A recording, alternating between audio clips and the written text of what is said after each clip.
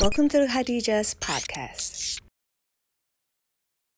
Hai semua, Assalamualaikum. Dia Syari Al-Haddad dan dia Al-Faiza Ul-Haq. Dan bersama kita pada hari ini adalah Ustazah Fatimah Syarha. Assalamualaikum Ustazah. Waalaikumsalam warahmatullahi. Kita sekarang ni pejam celik. Kita dah 26 hari berpuasa. Ada lagi dah. Okey ke? Okey, Alhamdulillah. Tapi biasalah kita orang perempuan kan, ada hari-hari yang tak boleh puasa lah. Hari-hari yang Allah kasih kita cuti. Pasal dia memahami keadaan kita. Betul. Yang mak-mak tu yang nak kena jaga anak-anak, kan, yang ada nak kena jaga suami, yang kita single jaga mak bapak. Alhamdulillah. Dapat rezeki tau. Itu betul. sebenarnya orang kata bila nak kahwin. Tapi sebenarnya orang tak tahu kita orang ni jaga ibu bapa. Sebenarnya je. Ada ustazah. Kita pakai amin kan sama-sama. Amin. Ada ustazah, kalau ustazah nak doakan sekali pun boleh juga. Boleh. InsyaAllah. InsyaAllah. Lagi pun ni kita bulan Ramadan, kita masih berada dalam bulan Ramadan di mana segala doa-doa kita akan dikabulkan Allah, insya-Allah. Dan lagi-lagi kita masih berada dalam 10 malam terakhir. Masih sempat lagi untuk mencari Lailatul Qadar seperti mana yang kita cakap episod yang sebelum ni. Jadi masih lagi, memang ke ada haja-haja yang lain ke? Adalah selain daripada bertemu jodoh tu, ada jugalah doa-doa untuk ibu bapa kita, keluarga kita, semoga semuanya dilindungi Allah SWT. Itu yang penting sebenarnya. Kawan-kawan, sahabat-sahabat, ustazah-ustazah semua. Alfa rasa sangat bertuah berada dalam grup The Khadijah Circle ni, sebab kita dapat kawan-kawan yang sangat mengingati antara satu sama lain, doakan yang baik-baik, seperti rakan-rakan yang anda semua pernah dah jumpa pun dalam episod sebelum ni. Dia macam, contoh saya dengan Syari ni, kita kasih info sikit lah ustazah dengan ustazah sekali, sebab ini adalah pertama kali saya bertemu dengan ustazah dan juga pertama kali saya bertemu dengan Syari sebenarnya. Tapi dah rasa macam ukhuwah tu sangat kuat. Macam dah lama sebenarnya kan. Kita sebenarnya dah kenal lama ustazah, tapi berjumpa belum lagi. Kalau dulu masa kat event kita macam limpas-limpas je. Macam jangan tegur macam tu sahaja. Saya belum sempat nak macam bekerjasama apa semua, tapi Masya Allah ni ada Khadijah ni, bila kita macam semua jadi bersatu hati, insya-Allah. So rasa pentingnya untuk ada kawan-kawan yang baik bila kita berhijrah dan untuk istiqamah dan sebagainya. Okey, so kita nak teruskan topik kita pada hari ini. Kita dah 4 hari lagi nak menyambut Hari Raya. Tapi sebenarnya hari raya tu dipanggil Idul Adha. Idul Fitri lah, Idul Adha after this. Dah jam sangat ni. Dah excited sangat dah ni. Idul Fitri. Maksud Idul Fitri tu apa ustazah? Hari kita kembali kepada fitrah kita. Kalau sebelum ni kita kan boleh makan minum, tapi kita tidak memilih untuk makan minum pada siang hari. Sedangkan fitrah kita nak makan, nak minum, nak bersama pasangan kalau ada yang berpasangan kan. Tapi kita merahan sebab takut pada Allah, nak berlatih takwa. La'allakum tattaqun. Itu objektif kita. Sebab tu disunatkan sebelum pergi ke masjid tu kita ambil sarapan dulu, kita makan dulu. Berbeza dengan Aidul Adha yang disebut tadi.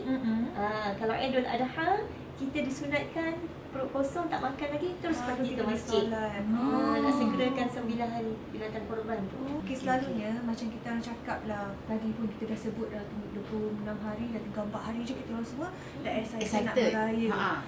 Kalau kita kecil-kecil dulu, jangan ceritalah kalau kecil-kecil dulu. Waktu tu lah kita tahu, kita dah menghitung hari sebab nak try baju. Setiap malam tu dah try baju raya, kasut raya. Setiap hari tunjuklah, ini kasut ni tak sabar nak pakai ni. Lepas tu dah fikir dah, nanti nak pergi rumah ni dapat duit raya. Rumah tu besar sikit, lagi banyak duit raya dapat. Itu masa kecil lah ustazah. Berinai. Betul. Tak sabar ni. Kita setiap praktis salam ibu bapa tau. betul. Tak sabar kan? Ya Allah, ya Tuhanku. Dia punya excited tu lain. Tapi pasal mungkin kita dibesarkan macam tu, pasal kita, ibu bapa kita nak kita semangat untuk berpuasa. Jadi kita punya prize tu adalah raya dan duit raya, dan baju raya, dan kuih raya. Kuih raya kita dah tahu, dah fikir dah lauk-lauk raya. Apa, Almond London dah tahu dah. rasanya betul juga apa yang Fah cakap tu. Sebab ibu apa kita nak suruh kita berpuasa, jadi dia kata nanti hadiah dia di hari raya nanti boleh dapat. Ada yang siap lagi-lagi kalau macam mak bapak dah kasih macam setiap satu hari kau berpuasa, kau akan dapat RM1 contohnya. Jadi kita dah tahu dah kita dapat apa. Yang up sikit price tu satu hari RM10. Kaya yang tu. Dalam tarbiyah reward seperti itu tak ada masalah. Dibolehkan je dalam tarbiyah mendidik. Sebenarnya anak-anak kecil. Cuma kita jelaskan jugalah objektif. Sebenarnya kita sekarang nak latih takwa. Kita lalui bulan puasa, bulan training. Bulan training, orang tak nampak kita tak makan di siang hari, tak minum sebab Allah Maha melihat. So kita train diri kita mampu ada pengawalan diri. Kita boleh kontrol. Kita boleh pilih yes or no. Saya nak buat ke tak nak buat sebab ukuran kita Allah bagi ke tak bagi. So kita nak berlatih, itu objektifnya. Duit ni sekadar reward. Bukanlah matlamat akhir kita. Kena bagi jelas yang tu. Matlamat akhir nak redha Allah, nak jadi insan bertakwa. Tapi macam dalam kita, I think zaman kita kot, tak tahulah Kak Yu tapi macam I, dia macam our parents kurang bagi tahu benda tu. Pasal yelah mak bapak penat, banyak tugas. Jadi dia asalkan anak kita faham dan melakukan tu lebih utama daripada yang kemudian tu mungkin bila dah dewasa tu kita akan jelaskan lebih. Tapi kesudahannya apa yang daripada I lah, yang cakap I lah, lambat I tahu dan memahami tentang Idul Fitri ni kita sebenarnya adalah hari kemenangan dan kita kena dapat cari nikmat kemenangan tu. Jadi sepanjang bertahun-tahun lah daripada macam kanak-kanak tu sampai umur macam 20-an jugalah, terus terang je lah kan. Tak apa, sama. Sampai masih macam kita jahil, kurang ilmu dan sebagainya Ustazah. Kita masih fokus kita tu masih kepada baju raya kena cantik, ada yang sampai 30 hari tu beraya, 30 hari lah baju baru. Renovate rumah dulu kalau Courts Memot tu gitu. Kena bayar bulan Courts Memot. So kita kurang memahami yang sebenarnya matlamat tu bukan di situ. Betul. Saya yakin masih ada yang di luar sana mungkin kalau mendengar pun rasa macam ni juga kan. Sebenarnya apa yang you all look forward tu adalah raya dan bertemu sanak saudara. Betul. Dan lupa sebenarnya adalah untuk mencapai tujuan apa. Jadi pun zaman dulu kan tak ada rancangan-rancangan agama yang semarak macam yang Khadijah buat ni. Macam pejuang-pejuang ni buat. Di balik tabir ada kameraman. Sebelah tim media kan. Mereka ni pun menyumbang kepada kesedaran tu makin tersebar. Kita patut doakan mereka ni dapat syurga yang paling tinggi. Amin. Amin ya rabbal alamin. Okay Ustazah, jadi macam mana kita nak mencapai hari kemenangan tu? Macam mana kita nak cuba didik hati kita supaya itu yang kita kejarkan. Bukan kita terus fikirkan nak raya tu. Dan maksudnya kalau macam tu maknanya nak kena raya bersederhana lah kan sebenarnya. Betul. Kita kena tahu tujuan tu sebenarnya. Tujuan. Saya sangat setuju. Kalau kita naik kereta pun kita kena tahu destinasi. Betul. Kalau tak bingung, kita tak tahu nak ke mana kan. Habis minyak, habis duit macam tu saja. Tapi bila tahu tujuan, kita akan sangat spesifik, sangat jelas, sangat bertarget. Dan Al-Quran menjelaskan dengan secara tepat, secara precise, clear tujuan apa yang patut kita capai dalam sesuatu ibadah. Macam puasa tadi saya sebut, la'allakum tattaqun. Tujuan kita nak latih takwa. Kemudian untuk kita berhari raya ni, Allah pun jelaskan tujuan. Allah jelaskan walitukabbirullaha ala ma hadakum. Untuk kamu membesarkan Allah, takbir, membesarkan Allah atas petunjuk yang Allah beri kepada kita ini. Dan apa lagi? Wala'allakum tashkurun, dan supaya kamu bersyukur. Jadi bila kita tahu tujuan berhari raya, kita nak rasa kemenangan tu. Kemenangan itu, kata Ibn Rajab Al-Hambali, bukan sekadar kita dapat pakai baju baru. Tapi kemenangan bila bertambah taat kita kepada Allah. Dan kita bertambah taat pun hasil petunjuk, ilham dari Allah, rezeki dari Allah. Maka Allah lah yang patut kita kagum, bukan diri kita. So kita besarkan Allah. Sebab tu kita bertakbir sejak malam raya lagi. Oh. Allahu Akbar, Allahu Akbar, Allahu Akbar. Itu yang patut mulut kita ni banyak sebut, banyak ungkapkan. Dan kita banyak sebutkan kegembiraan, mengucap tahniah. Sebab objektifnya kita nak jadi orang yang bersyukur. Di dalam hati dan di mulut kita sebut-sebutkan syukur kita. Macam bila saya kecil-kecil dulu, bila dengar takbir tak faham lagi.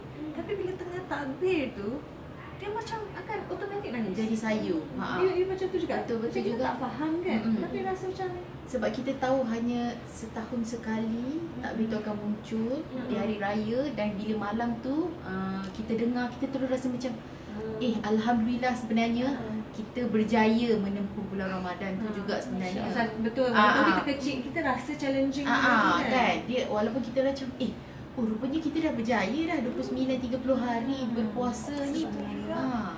Betul, normalnya ada orang dia gembira dengan ceria, ada orang dia gembira tu dengan nangis.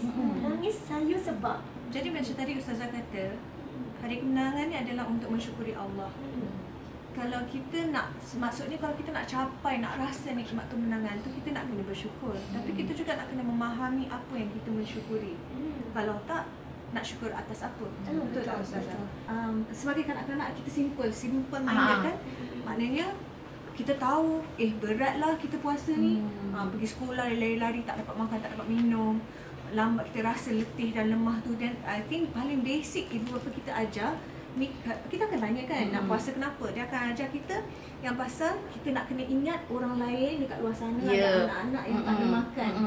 Jadi sebagai kanak-kanak kita kan sensitif. Mula senang merasa berasa lah kita kan. Kita trigger lah dengan perkataan tu, kita rasa macam rupanya ada orang lagi yang kurang berkemampuan dari kita. Jadi mungkin bila ibu bapa selalu ingat benda yang basic tu adalah rasa susah kan, lapar kan. Tengok orang ada yang macam sepanjang hidup diorang, umur macam korang ni, macam tu lah, diorang tak dapat makanan langsung. So bila dapat raya tu dan kita ingat benda tu, dan ada juga lagu-lagu raya yang emotional sikit yang cakap macam ingat pada mereka yang dah pergi dan sebagainya kan.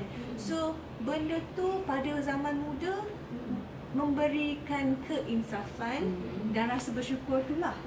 Tapi kalau kita dah dewasa ni, kita kena memahami lebih kan. Kita kena sentiasa mempertingkatkan diri untuk memahami dan mendalami apa tu sebenarnya kita nak kena berpuasa. Dan untuk kita macam pada kita kena maximize lah pemahaman tu. Ramadan ni, walaupun saya buat podcast ni dah banyak tips-tips yang sebelum ni dah ada kongsikan tentang macam mana kita nak persiapkan diri untuk mula, dan kita dah siapkan diri daripada bulan Rejab lagi atau bulan Syakban. Lepas kita mula bulan Ramadan ni, walaupun orang dah cakap kalau kita dah siapkan diri awal daripada bulan Rejab, sebenarnya bulan Ramadan ni dah macam lancar je, kita gerakkan je. Tapi tidak. Tetap ada ya. Dia punya sebenarnya dah masuk bulan Ramadan tu, ujian tu lebih. Macam-macam ujian datang kiri kanan. You rasa tak? Betul. Lepas tu kadang-kadang kita fikir macam kalau bulan lain kita tahu ada yang mengganggu. Tapi ini bulan Ramadan, bulan yang mulia, sepatutnya kita nak blame siapa? Itulah juga. Kadang-kadang kita fikir juga, adakah ini diri sendiri? Sebab tu kita pun berfikir macam apa yang kita nak kena ubah lagi. Betul. Hidup kita, supaya kita macam bila dah sampai ni bulan Ramadan tu sendiri, semuanya insya-Allah lah berjalan dengan lancar kan. Dan waktu ni juga menduga kita lah. Betul. Kadang-kadang kesabaran kita tiba-tiba marah-marah Ustazah, macam bila fikir balik kenapa marah sangat ni. Saya rasa pada diri saya lah, bila saya puasa qada dan puasa sunat bulan-bulan lain lagi mudah daripada bulan Ramadan. Allah ya Tuhanku. Allah Akbar. Dia punya betul yang soalan tu, itu yang buat sedih. Kalau cakap ya Allah, maknanya sekarang ni kalau aku macam ni aku lah ni. Bila rasa macam tu, kita rasa aku teruk lagi ni. Jauh lagi perjalanan aku ni ya Allah. Ada pujukan Nabi. Ya Allah. Ada Nabi sebut al-ibadatu fil haraj wa hijrati ilai. Bila kita buat ibadah dalam keadaan susah payah, banyaknya dugaan cubaan, ia seperti kita berhijrah kepada Nabi. Maknanya apa? Kalau dimudahkan urusan, alhamdulillah kita syukur. Kalau disukarkan urusan pun, dan ia bawa hati kita menangis, hati kita cari Allah, itu pun baik sebenarnya. Maka seperti berhijrah kepada Nabi. Kita tahu perjalanan hijrah ni sukar, payah. Dan orang Islam ni memang dipujuk untuk dalam keadaan musibah dia sabar, dalam keadaan dia diberi nikmat dia syukur. Dua-dua keadaan tu baik bagi dia. Allahu Akbar. I think paling yang rasa di cucuk-cucuk hati tu bila kita sedar yang kita tak ada siapa lagi nak blame. Sebelum ni memang Allah kasih syaitan tu untuk kita macam rasa syaitan ni bukan kita. Tapi bila pada bulan ni memang tak ada alasan mana dah. Memang tak kita nak boleh. kena duduk dan tengok diri sendiri dan cakap ni kau ni kan. Macam tu. Jadi kita ni tak tahu macam nak cakap. Tapi sebenarnya kan Ustazah, tapi bila kita bila perkara ni jadi, kita marah dengan diri kita sendiri, patut ke kita berasa macam tu? Patut ke kita rasa marah dengan diri kita? Sebenarnya para ulama didik kita dalam strategi kita nak design kehidupan kita ni, ada beberapa strategi. Ya, strategi mu'atabah, kritik diri tu, para ulama pesan jangan buat selalu. Muhasabah buat selalu. Muhasabah ni kita nak upgrading ke next level. Tapi mu'atabah, kritik diri, nak asyik blame sampai down, sampai tak nak buat apa-apa. Yang tu jangan selalu. Sekali-sekala okey lah. Sekali-sekala okey. Pertama, musyaratah. Musyaratah ni kita banyak sebut ayat-ayat yang membina diri kita. Saya nak Ramadan kali ini saya lebih khusyuk dalam solat contoh. Itu musyaratah. Lepas tu yang kedua, muraqabah. Macam mana kita nak khusyuk itu? So kita kalau yang lepas kita punctual, bersedia ketika azan. Tahun ni kita ready before time. Bersedia sebelum masa. Dah ambil wuduk sebelum azan contoh. Semua dah tersiap sedia pakaian tutup aurat. Ready anytime sahaja untuk solat. Jadi itu kita punya muraqabah kita. Kita punya pengawasan tu. Kita tampal ke apa syarat kita. Yang ketiga, muhasabah. Muhasabah apa lagi yang perlu saya buat? Pastikan ayat-ayat dalaman kita pun membina. Sebab Nabi pesan, la tad'u ala anfusikum illa bi khairin. Fa innal malaikata yu'minuna ala ma yaqulun. Jangan kamu doa, kamu seru ya tentang diri kamu ni, malaikat yang baik-baik aja. Sebab ada para malaikat yang duk kata amin, amin dengan apa yang kamu katakan. Dalam hadis yang lain, ana 'inda zanni 'abdi falyazunnu bi ma syaa. Allah ni berada dalam sangka alhamdulillah. Sentiasa bersangka baik kepada Allah. Kita sangka baik pada Allah, sangka baik diri kita boleh insya-Allah. Boleh ke next level. Kita accept kekurangan kita, kelemahan kita, tapi kita yakin kita nak rahmat Allah, nak masuk syurga paling tinggi. So at least diri kita ni lebih baik dari semalam, okey dah. Tak nak drastik. Tak payah nak macam terlampau memukul diri sendiri tu lah. Tapi tetap kita rasa macam ada kala tu Allah uji kita berat sangat. Mungkin ada yang join kita yang rasa macam terlambatlah aku dengan podcast ni, dah tinggal 4 hari je.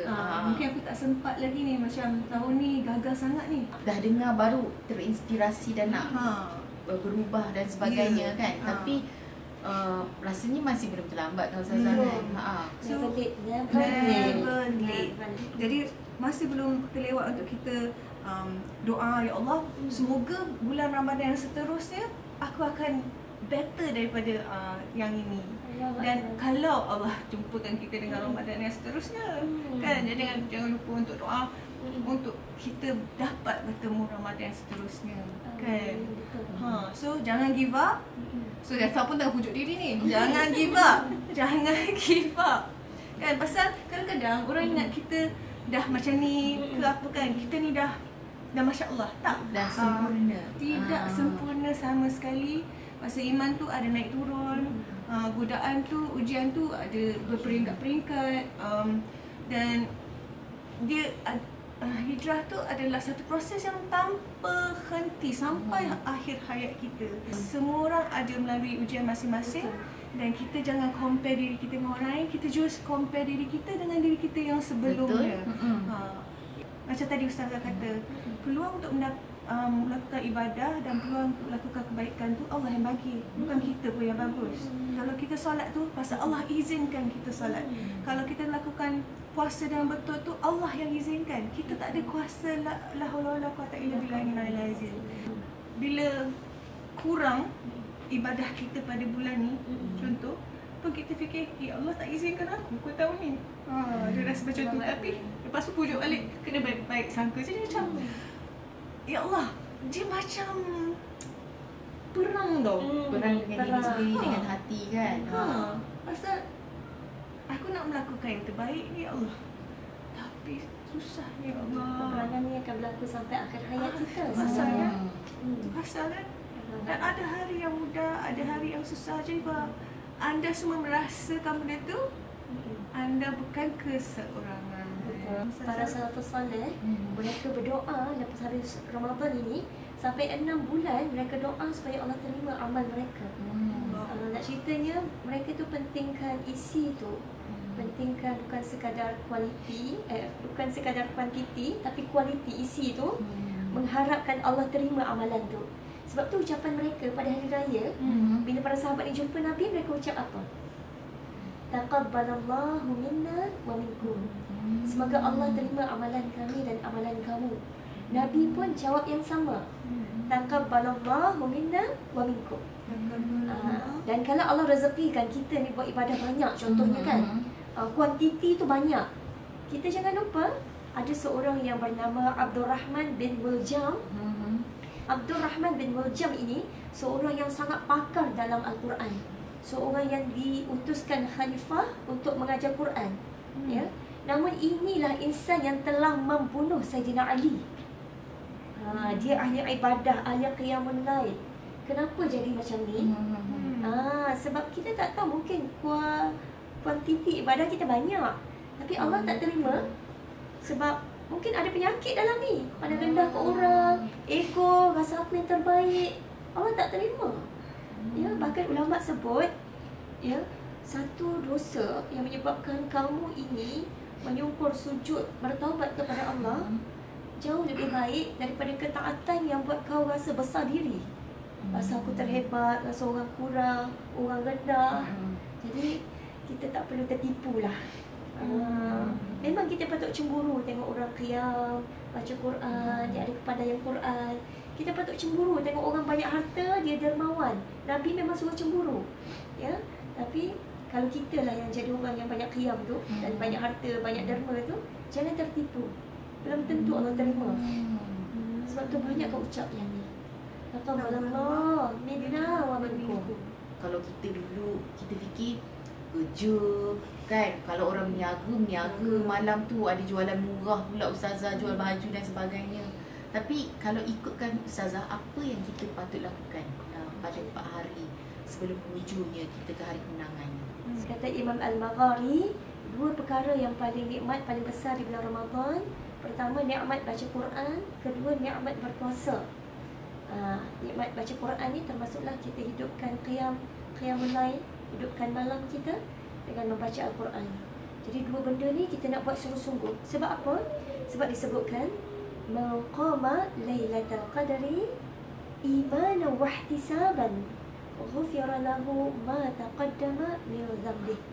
Siapa yang menghidupkan malam sungguh-sungguh nak cari Lailatul Qadar dengan penuh passionate, gairah ni, iman, teras, percaya, dan dia memang mencari, dia cari sungguh, Allah ampunkan dosanya. Dosa yang lalu semua bersih, macam bayi balik lah ibaratnya. Jadi kita nak kejar yang ni. Dan man shoma Ramadan, siapa yang berpuasa Ramadan dengan jiwanya tu, kita nak bagi yang dalam tu, imanan wa ihtisaban, kita teras percaya dan kita betul-betul mencari, Allah pun nak ampunkan dosa apa yang telah lalu. Jadi ini yang patut kita kejar. Sebab kita nak melalui hari kemenangan, hari ibaratnya hari convocation kita. Kalau pelajar cemerlang kan lain jiwa dia kan. Ada anugerah khas nanti, anugerah dekan, disebut namanya, mungkin dapat hadiah, dapat reward. Jadi kita nak melalui hari kemenangan kita itu dengan cemerlang. Maka apa yang perlu kita buat? Kita fokus dari ibadah, kita teruskan. Bahkan setiap malam pun sebenarnya ada pertemuan agung, Allah turun ke langit dunia. Apatah lagi di malam-malam yang akhir ni, siap dengan tanazzalul malaikatu warruh. Para malaikat, ketua para malaikat ar-ruh, yakni Jibril pun turun pada malam Lailatul Qadar, 10 malam yang terakhir ini. Jadi kita nak rasai keagungan malam-malam akhir ini. Allahu Akbar.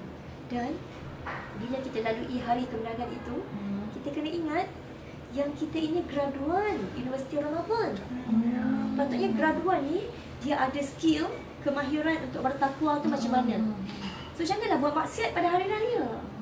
Berhibur boleh, janganlah sampai joget-joget, buka aurat, mengumpat mengata. Sebab kita graduan Universiti Ramadan.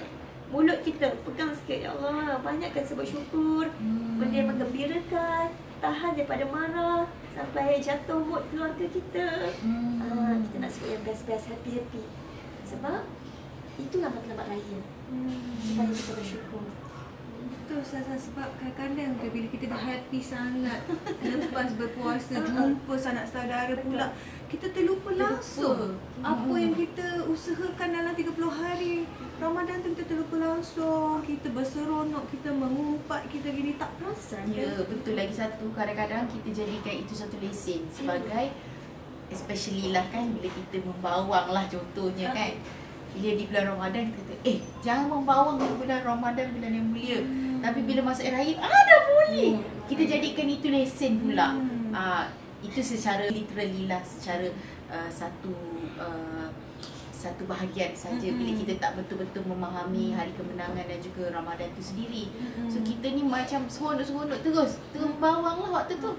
Tapi kadang-kadang pun tak ada niat, tapi pasal dah entah macam mana kegembiraan tu melekakan kita, melupakan kita. Pasal syaitan pun dah join balik.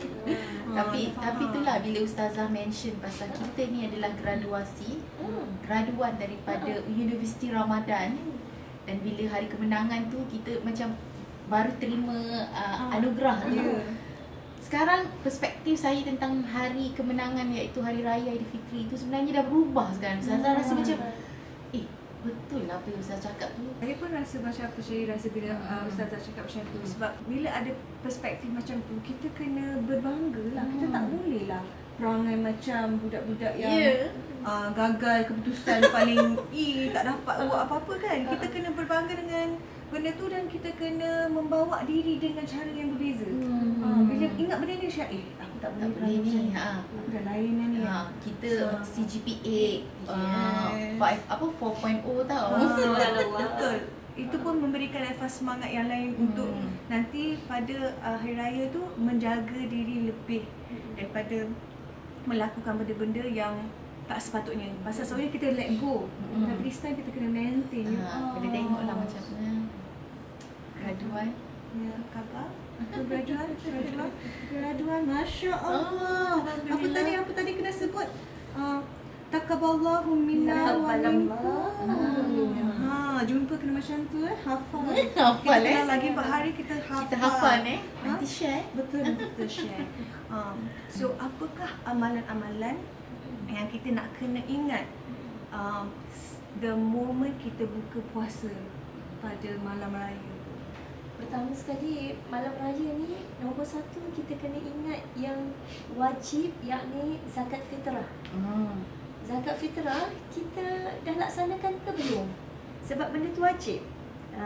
Yang kedua, kita kena bersihkan hati kita daripada sifat-sifat mazmumah. Sebab kita graduan Universiti Ramadan. Jadi nak bersihkan hati kita dan nak masukkan sifat-sifat yang mahmudah. Tak nak berkelahi, tak nak bergaduh. Yang ni paling penting. Dan bila kita graduan Universiti Ramadan, kita dah dilatih untuk banyak beribadah. Takkan kita nak stop pada malam tu. Kita teruskan ibadah kita. Sebab sebenarnya setiap malam tu special dan agung. Cuma Allah letakkan seakan-akan macam malam yang terbaik, macam Qiyamul Perdana lah. Qiyamul Mega, iaitu 10 yang terakhir. Hakikatnya setiap malam Allah turun ke langit dunia.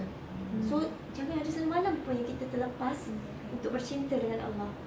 Dalam surah Al-Isra, ayat yang menunjukkan tentang bagaimana Allah ni perintahkan kepada kita untuk solat maghrib, solat isya dan solat subuh. Ini ayat yang ke-78 surah Al-Isra. Ya. Lepas tu Allah pesan untuk bangunlah malam. Allah siapkan lagi ajar kita doa. Doa tahajud tu bagaimana? Allah sebut dalam surah Al-Isra tu bagaimana kezaliman tu akan lenyap. Pasti lenyap. Jadi hati-hati yang dizalimi dia akan rasa sangat terpujuk. Ya, sebab kita buat yang wajib, kita buat yang sunat, kita baca doa, doa tu pun sangat indah. Lepas tu kebatilan tu semua akan pergi. Dan Allah sebut lagi bagaimana Allah turunkan Quran. Quran tu jadi syifa, penyembuh, jadi rahmat. Dan Quran itu juga dia akan tak menambah bagi orang zalim melainkan kerugian. Ya, sebab dia akan membela yang benar. Allah Akbar. Surah Al-Isra ni adalah antara surah yang Nabi takkan tidur selagi tak baca Al-Isra. Ada 4 surah yang diceritakan oleh Aisyah dengan Jabir. Nabi takkan tidur selagi tak baca 4 ni. Ya. Apa dia? Al-Mulk, As-Sajadah, Al-Isra, Az-Zumar. Cuba tengok poin-poin dalam ni. Ya Allah, sangat kena dengan apa yang kita perlu. Hari-hari kita perlu pujukan ni. Subhanallah. Jadi malam raya jangan tinggal tu. Dan pujuk lagi hati kita ni. Bila baca Allah setiap malam ni, hebat. Dan Allah jadikan dalam banyak-banyak malam ni, inilah malam-malam akhir, inilah malam yang terbaik. Dalam banyak-banyak bulan, inilah bulan yang terbaik. Dan saya masih direzekikan berada pada bulan Ramadan. Dan bila masuk hari kemenangan tu, Masya Allah, Allah bagi lagi kemenangan, kejayaan untuk saya dapat bekalan. Seakan kita dah full energy lah, recharge diri kita kan. Betul. So bersiap sedia untuk kita bertempur dengan hawa nafsu, dengan syaitan, peperangan sampai akhir hayat di bulan-bulan lain itu. Sebagai seorang yang ada skill, ada latihan, lain. Betul. Macam tadi bila saya cakap, saya rasa bulan Ramadan ni ujian dia lebih. Mungkin ujian yang kita tak tahu, masa Allah lebih mengetahui, ujian yang kita akan datang ni akan lebih. Jadi dikasih berat sikit kat bulan Ramadan ni, dan kalau kita bertumpus lumus bulan Ramadan ni, mungkin bulan lagi 11 bulan yang seterusnya sebelum kita dikurniakan bertemu Ramadan sekali lagi, taklah teruk sangat kita kat situ. Dia dah ada latihan lah sebelum tu. Ya Allah, patutnya kita biarkan ini jadi matlamat kita bila kita jumpa hari raya nanti. Cakap macam lebihkan doa, ya Allah, dengan ada latihan 30 hari ni yang penuh barakah, yang bulan yang kau memang tetapkan kita, letakkan keistimewaan macam-macam sangat kat sini. Semoga aku sebagai graduan ni yang dah kasih ijazah ni dapat membawa diri yang baru, lepas tu bertahan lagi 11 bulan sampai kita jumpa Ramadan yang seterusnya. Dan time tu aku akan jadi next level lagi. Jangan dia umpama kita diploma, lepas tu kita dapat degree, dapat master, PhD dan sebagainya lah, kita level up. Itu ijazah lanjutan ada di bulan Syawal, iaitu 6 hari berpuasa di bulan Syawal. Itu PhD tu. Betul lah. Ini yang kita nak ingat ni, sebab kita dah seronok nak raya, lepas tu nak jumpa ini. Kadang-kadang kita lambatkan 6 hari tu, padahal semua orang dah tahu kan nak kena puasa sunat 6 hari pada di bulan Syawal. Dan dia perlu berturut-turut ke boleh pecah-pecah, Ustaz? Ikut kemampuan masing-masing. Tapi pasal kadang-kadang kita ikut sangat kemampuan diri, tak dapat. Lepas tu lagi satu, bila kita fikir macam contohlah kalau saya Saza, saya kalau raya di Kuching, Sarawak. Kalau kita raya tu kita mesti macam kalau puasa sekarang nanti rugi pula. Kita kat Kuching nak makan dan sebagainya. Kadang-kadang jahat juga part tu. Lepas tu bila kita balik ke KL nanti pun samalah, nanti kita hate time tu. Orang pula jemput datang rumah open house. Kat sini tu buat open house kan selepas tu kan. Jadi nak tahu jugalah sebenarnya bila yang patut kita puasa 6 tu. Ketika awal ke, nak ujung-ujung ke. Ada tak macam Nabi nasihatkan ke apa yang lebih afdal ke untuk puasa 6? Bagi saya itu terpulang kepada kemampuan lah. Bahkan dalam mencari Lailatul Qadar pun Nabi kesian kat ada seorang pakcik ni, dia dah tua.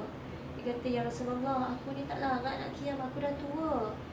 Berilah aku satu malam, satu clue lah, aku nak juga Lailatul Qadar ni.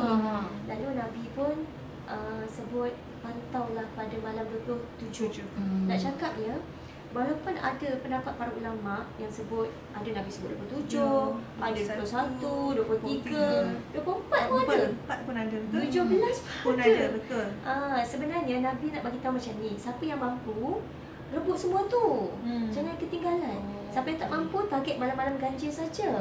Siapa yang tak mampu sangat-sangat, targetlah 27. 27 tu besok. Allah Akbar. Dan macam tu juga 6 hari di bulan Syawal tu, siapa yang mampu straight lah. Siapa mampu awal itu yang terbaik. Siapa yang tak mampu, ikutlah kemampuan masing-masing. Tapi macam saya sendiri kan, bila kalau dululah bila kita puasa di hari raya tu, kita tak tahu tentang benda tu. Jadi bila ada kawan-kawan yang buat, sebenarnya awal-awal tu saya ikut-ikut je. Macam kawan ada buat puasa di bulan di hari raya di bulan Syawal, saya pun ikut je mula-mula Ustazah. Untuk puasa tu sekali, tapi saya pun tak tahu apa sebenarnya keistimewaan dia. Nabi sallallahu alaihi wasallam sebut dalam satu hadis riwayat Muslim, siapa yang berpuasa Ramadan diikuti 6 hari di bulan Syawal, dia seakan berpuasa penuh setahun. Riwayat Muslim. Jadi kalau kita puasa Ramadan kan, dengan iman dan ihtisab, dengan cari, kita boleh diampunkan dosa, macam bersih kan, dan peluang tu kita boleh dapat lagi kalau kita cari puasa di bulan Syawal 6 hari ni. Seakan berpuasa setahun. Training tu seakan setiap hari dah trainingnya, setahun training. Jadi kita digalakkan untuk berjalan kaki, untuk solat, sunat kat masjid. Lepas tu makan dulu sebelum pergi, dan memang kena mandi sunat. Dan ni semua akan of course pahala-pahala yang kita tak boleh macam tinggalkanlah, rugilah pasal kita dah buat macam-macam kan 3 hari tu. Tapi kita belum sentuh lagi pasal solat raya tu. Solat raya tu sebenarnya kena pergi kan, kita macam tak boleh, sepatutnya tak boleh tak buat kan. Ustazah, sunat muakkad, sunat yang sangat dituntut, termasuklah bagi wanita-wanita yang haid ni. Wanita yang haid bukan untuk pergi solat, tapi untuk pergi ke masjid ataupun lapangan yang orang berkumpul untuk menunaikan solat sunat Aidul Fitri. Sebab apa? Sebab bila kita pergi kan, ya Allah, kita mulakan hari tu, ya, pagi raya itu dengan kita bertakbir sama-sama. Lepas tu kita jaga hablum minan nas, berukhuwah fillah, bersilaturahim, saling mengucap tahniah, saling bersalaman. Indahnya pagi raya tu. Lepas tu kita dengar khutbah, dapat ilmu dulu. Ilmu ni kan cahaya untuk kita lalui hari-hari dalam hidup kita. Jadi rugilah kalau kita tak dapat yang ni, yang paling besar ni pada Aidul Fitri, setiap kali hari raya. Saya ada kawan-kawan sahabat-sahabat di Spain. Diorang kan orang Islam kat sana tak ramai. Jadi diorang mazhab Maliki kalau tak silap. So diorang kongsilah dengan saya, bila pagi-pagi raya tu, diorang punya praktis kan, kita semua ada different punya macam cultural practice kan. So pada diorang, setiap pagi tu diorang memang nak kena, pagi raya tu memang nak kena cari padang besar macam yang Ustazah cakap tu. Semua nak kena hadir kat situ. Dia jadikan macam piknik, dan memang nak kena solat tu memang yang macam Ustazah cakap lah. Yang pasal kena jumpa semua orang, head tak head, semua kumpul di satu tempat tu. Diorang akan memang cari padang. Lepas tu diorang kumpul kat situ, diorang solat dengan khutbah. Apa semua pasal padang bukan masjid. Ada orang pun susah, tak ada masjid, surau-surau masjid diorang macam ibadat surau kita. Jadi tak cukup tempat, tak muat. Jadi memang diorang pilih padang. Jadi bila macam tu, orang yang wanita yang berhead pun boleh datang.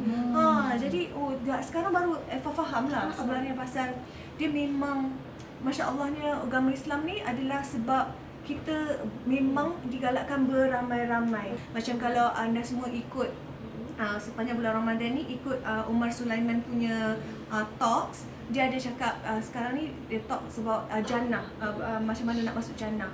Dan episod pertama ke awal-awal punya episod lah, masa dia sebut kita orang ada banyak pintu nak masuk ke jannah. Tapi bila kita masuk jannah ni, kita akan masuk beramai-ramai. Sebab kalau seorang-seorang tak ada makna. Pasal kalau kita seorang masuk tu, Habis tu happy seorang-seorang. Yelah, Dia memang tak dapat nikmat tu. Memang kita nak kena pergi dengan orang-orang yang kita cinta. Memang nak kena dengan kawan-kawan kita. Memang nak kena dengan keluarga kita. Kalau tak, nikmat tu tak ada. Pasal dia nak tunjukkan bila kita hidup tu pun terpaksa kita pergi solat jemaah. Semua memang dengan orang. Jadi kalau kita hidup seorang-seorang tu, itu ada bukan fitrah orang Islam. Memang kita nak kena berupah. So bila Eva dengar benda tu kata lah, memang Sekarang baru faham lah maksud orang tu. pasal apa? Memang betul lah kalau kita duduk fikir masuk syurga seorang-seorang, memang tak akan ada nikmat syurga lah. Saya ada lagi nak kongsi tentang hiburan pada hari raya. Sayyidah Aisyah sebut bagaimana dia menyaksikan hiburan oleh orang-orang Habsyah dalam masjid. Begitu juga orang-orang Sudan. Diorang ni kalau hiburan tu diorang biasa main pedang. Okay. Cara diorang main pedang tu macam irama sikit, macam tarian sikit. Okay. Orang Sudan, orang Habsyah. Dan Nabi bagi je, Nabi spotting je bagi Sayyidah Aisyah tengok. Sayyidah Aisyah duduk di belakang Nabi, pipi mereka ni bersentuhan.